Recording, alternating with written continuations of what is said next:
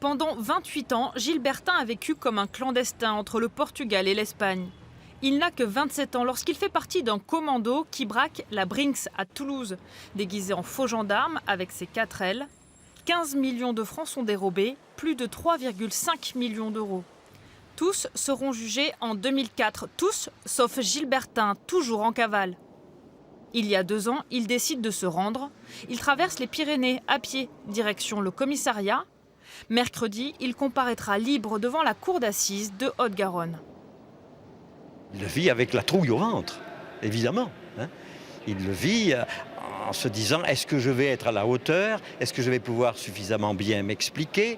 Est-ce que je vais pouvoir faire comprendre ma démarche pour qu'on puisse éviter de me placer en détention, sachant, et il en est tout à fait conscient, que j'ai commis quelque chose il y a 30 ans de cela, mais c'est quelque chose qui était grave.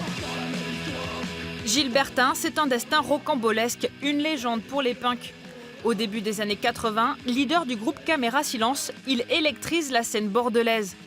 Drogué, accro à l'héroïne et la cocaïne, il attrape le sida, puis une hépatite C.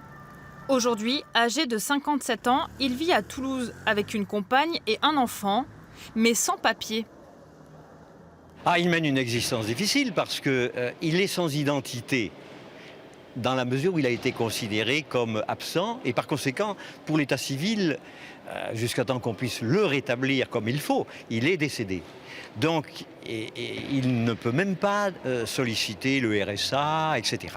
Donc, il vit finalement de l'aide de sa famille. Son avocat va plaider le sursis, mettre en avant son repentir et sa réinsertion.